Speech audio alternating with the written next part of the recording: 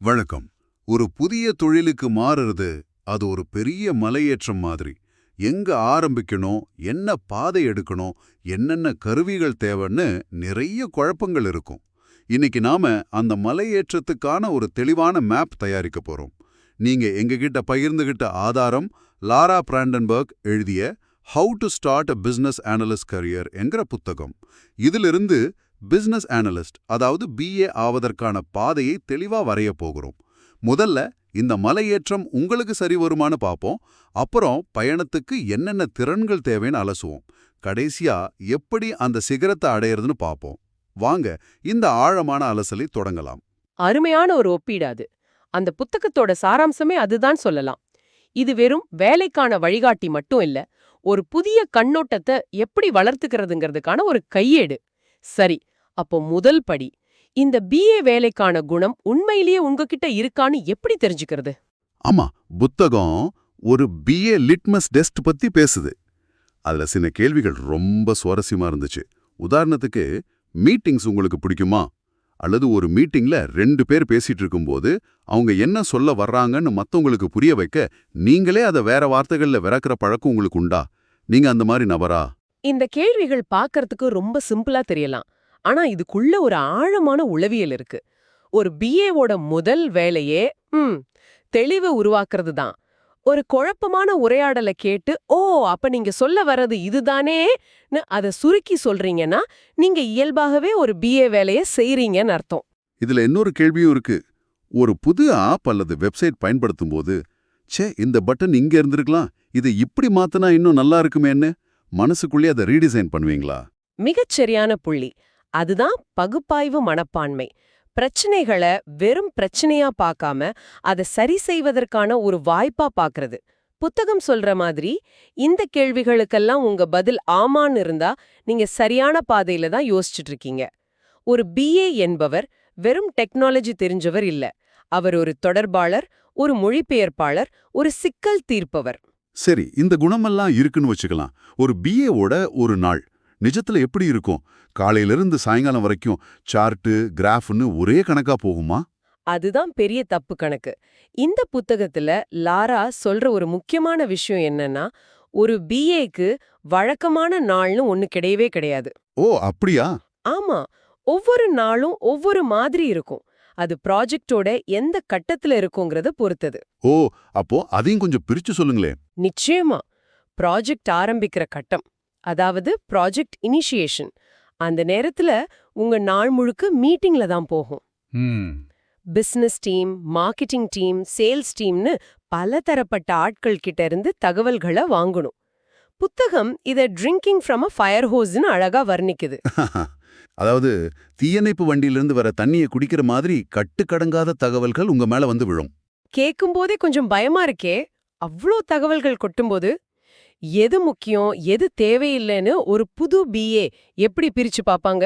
நல்ல கேள்வி. அதுதான் சவால். அங்கதான் ஒரு பிஏவோட திறமையே இருக்கு.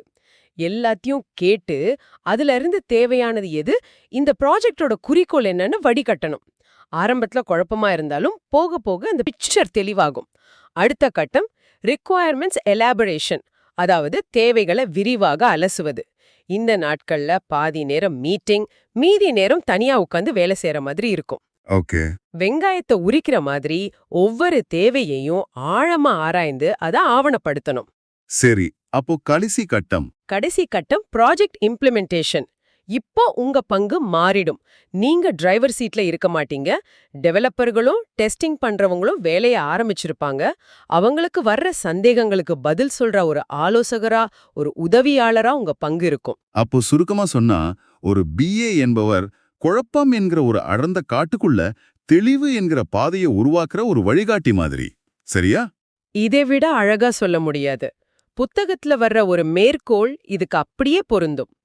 Business analysts excel at dealing with ambiguity and helping create clarity.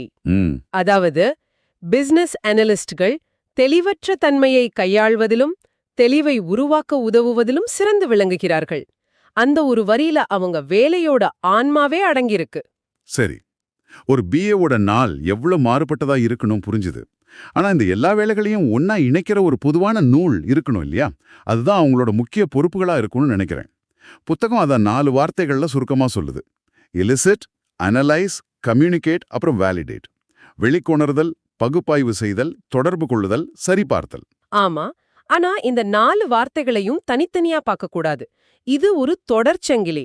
முதல் படி இலிசிட்டேஷன், அதாவது வெளிக்கொணர்தல். இது வெறும் கேள்வி கேட்கறதில்ல. அப்போ ஒரு டாக்டர் கிட்ட நோயாளி சொல்ற மாதிரி சம்பந்தப்பட்டவங்க, அதாவது ஸ்டேக் ஹோல்டர்ஸ், அவங்க மனசுல இருக்கிற உண்மையான தேவைய சொல்றதுக்கு ஒரு நம்பிக்கையான சூழலை உருவாக்கணும். சில சமயம் அவங்களுக்கே அவங்க தேவை என்னன்னு தெளிவா தெரியாது. ஆமா, அது நடக்கும். அத கண்டுபிடிக்க வைக்கிறது தான் எலிசிட்டேஷன். ஓகே, தேவைய சரியா வெளிக்கொணர்ந்தாச்சு. அடுத்தது அனலைஸ், பகுப்பாய்வு. இதுதான் இந்த வேலையோட மையப்புள்ளியா? நிச்சயமா. இங்க தான் மேஜிக் நடக்கும்.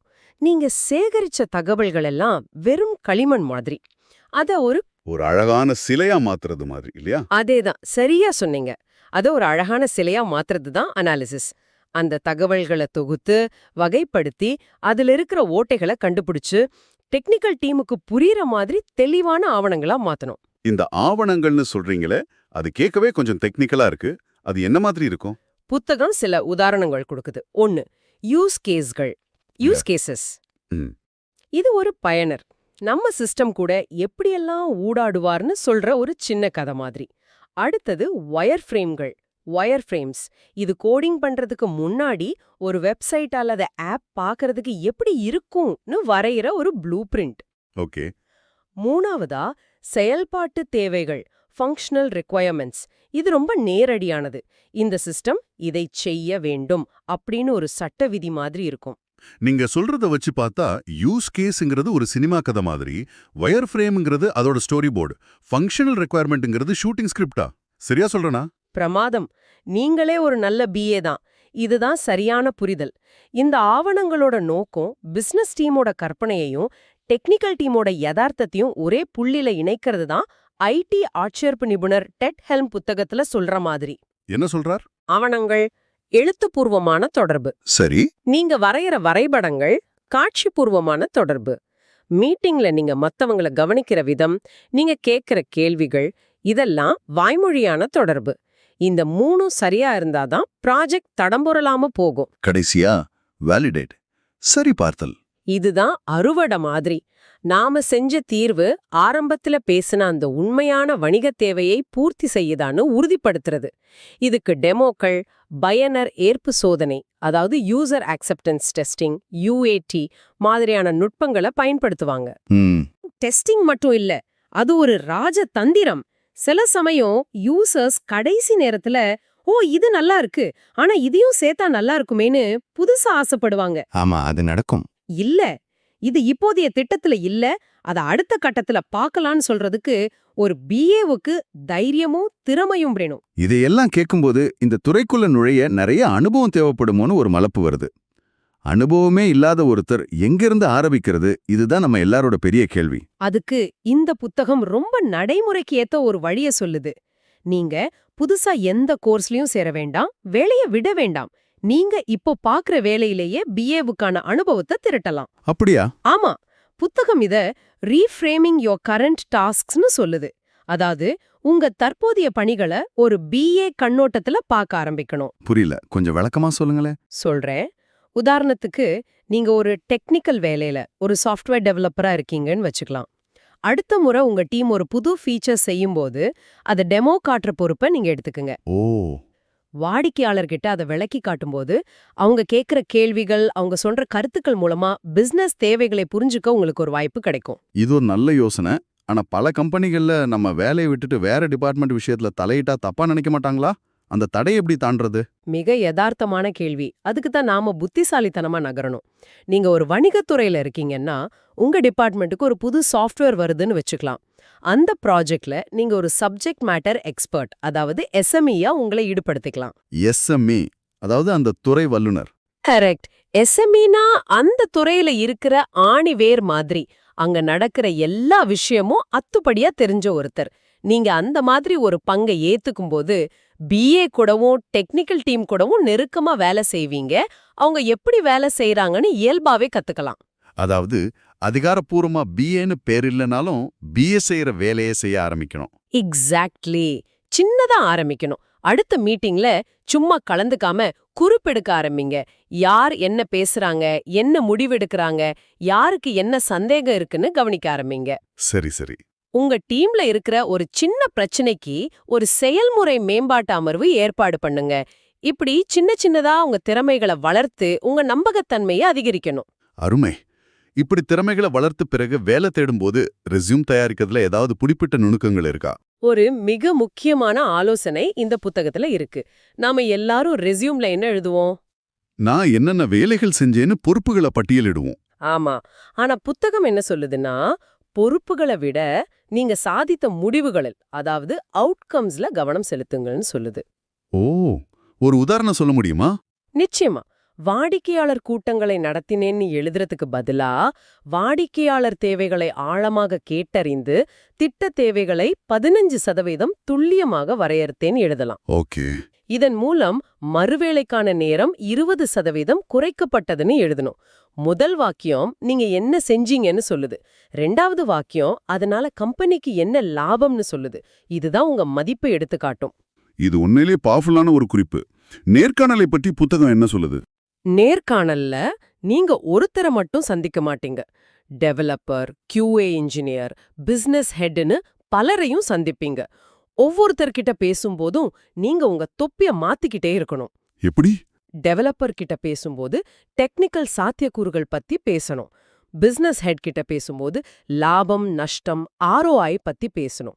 நீங்க 2 உலகத்துக்கும் பாலம்ங்கிறத உங்க பேச்சு மூலமா நிரூபிக்கணும். நம்ம பேசின எல்லாத்தையும் தொகுத்து பார்த்தா இந்த ஆழமான அலசல்ல இருந்து சில விஷயங்கள் ரொம்ப தெளிவா தெரியுது.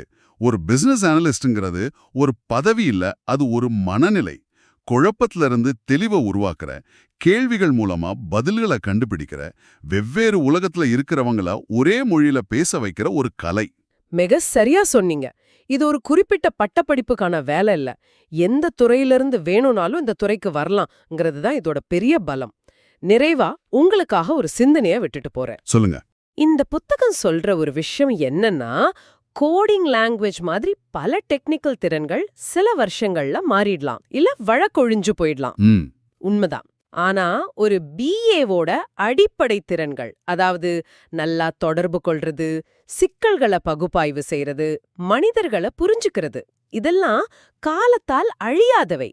தொழில்நுட்பம் மாறினாலும் மனிதர்களோடு இணைந்து பணியாற்றும் திறன் எப்போதுமே மதிப்புமிக்கது. அதனால நீங்க இந்த தொழில் பாதையை தேர்ந்தெடுக்கும்போது உங்க அடுத்த சம்பளம் என்ன, அடுத்த பதவி என்னன்னு மட்டும் யோசிக்காதீங்க. அதுக்கு பதிலா நான் என்ன மாதிரி பிரச்சனைகளை தீர்க்க விரும்புறேன், நான் வேலை செய்யும் நிறுவனத்துல, மக்கள் வேலை செய்யும் விதத்துல நான் என்ன மாதிரி நல்ல தாக்கத்தை ஏற்படுத்த விரும்புறேன்னு உங்களையே கேட்டுக்கங்க. ஏன்னா அதுதான் இந்த தொழிலோட உண்மையான ஆன்மா. இந்த அலசல் அந்த ஆன்மாவை நோக்கி உங்க பயணத்துல ஒரு பயனுள்ள முதல் படியா இருக்கும்னு நம்புறோம்.